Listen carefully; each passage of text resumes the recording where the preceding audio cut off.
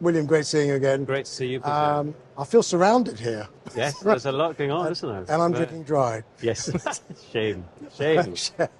Indeed. Take me through some of the exciting new products Yeah. you've launched in the business. Yeah. Well, we're very fortunate in travel retail to have secured some of the finest and rarest stocks from the kind of Ian Macleod archive. And we see three examples of that in front of us.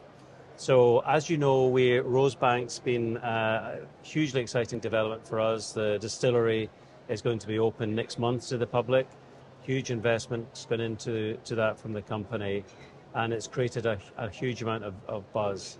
It's been a long time coming, hasn't it? It's been a long time coming. A few challenges in the way, but we're thrilled with the end result. As you know, travel retail was the first channel or first market to launch Rosebank under Ian Macleod ownership. That was with our vintage release. And now we're delighted to launch our second release, which is called the Rosebank Remarkable Casks Collection. And this is a series of 5 releases over the next 5 years, 700 bottles, so still really a kind of limited supply. And we've launched that at this show, and there's been a really positive reaction to it. So we're looking forward to seeing that in shelves and key What's outlets. the recommended retail price for that? Recommended retail price for that is $3,200 or £2,500. I mean, it's more collectible item yes, very collectible. than drinkable. Yes, it is. At the moment. We hope people enjoy it as well as collected or whatever, because it's a whiskey that's really worth savouring. You're right. Rosebank is I think it's the second best single malt in terms of appreciation and value, and I think currently has the highest price according to the last Noble and Co report at auction, highest price at auction. So it is very desirable in a number of levels, and it's completely unique. That production process, the triple 3 stills and the worm tub condensers is no one else is making that whiskey in that way. So Rosebank, we've got. That's going to allow us to open up distribution to more places, because the other release, the vintage, is only 350 bottles globally over 2 years, so about 175 bottles a year. This is 700 bottles per year, so that's going to allow us to, as I say, work with more partners globally within travel retail. So we've got Rosebank. At the very top end of the scale, we have this uber rare Tamdhu. It's a 46-year-old single cask, only 100 bottles, $20,000 RSP, 46%, a really beautiful example of sherried aged whiskey. And this we're launching at the show. It's again received a great reaction. Would have given you the chance to try, but you're drinking I'm taking water. away the bottle.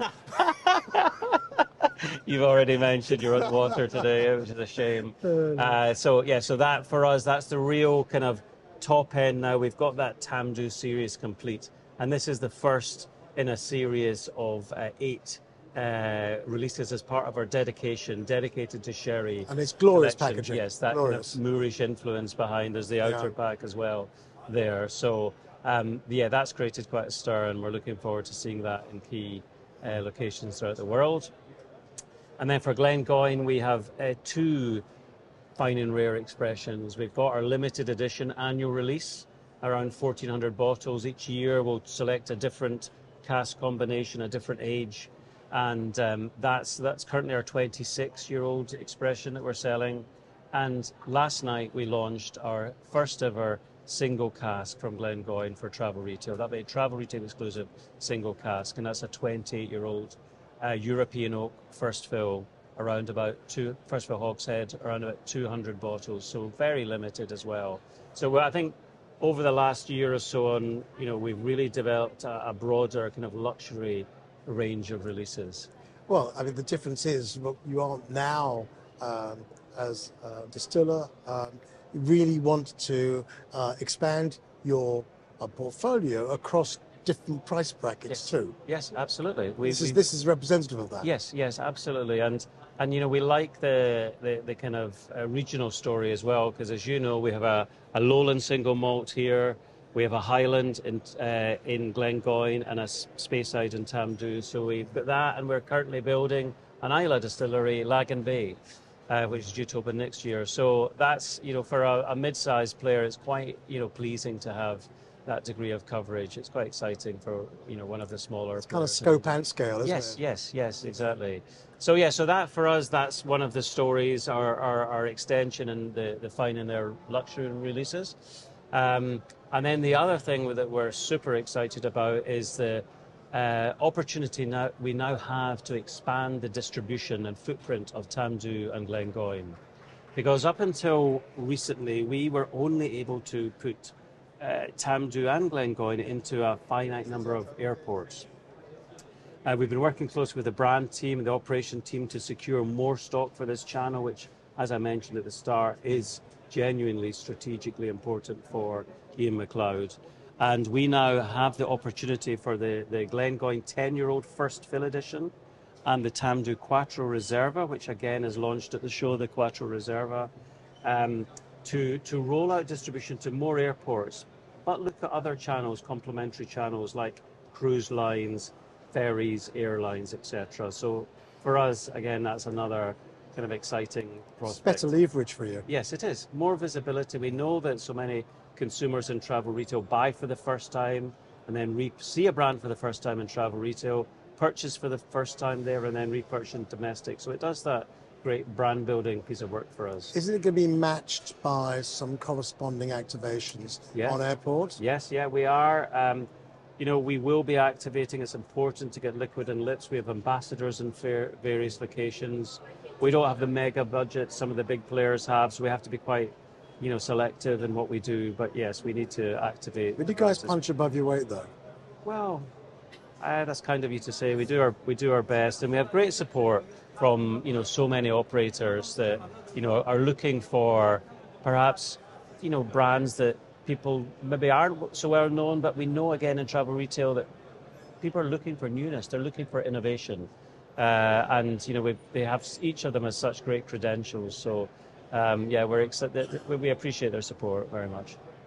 And of course, in the very near future, there's going to be something fairly major happening in Edinburgh itself. Yes. And also, you've done some interesting. Edinburgh Gin, this product has evolved, hasn't it? Yes, it has. It has. Yeah.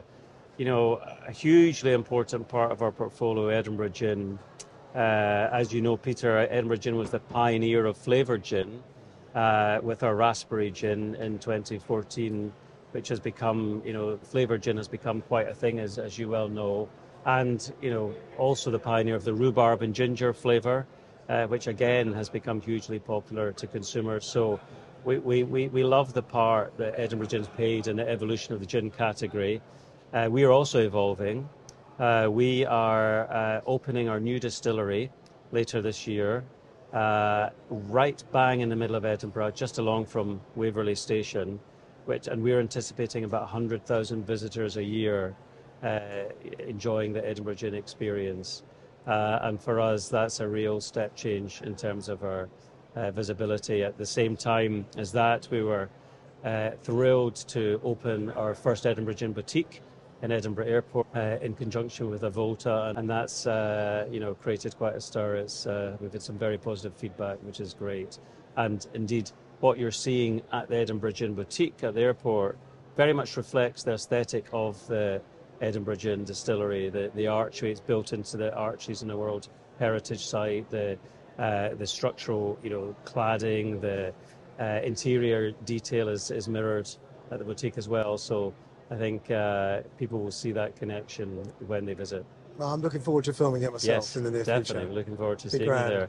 So along with that, we have at the show, we're unveiling the new packaging, which is now rolling out in travel retail. Have a look at it? Yeah, certainly. Have a look. So this is our new Edinburgh Gin packaging. You can see I would like to think, stylish, elegant, in some ways understated, premium look and feel.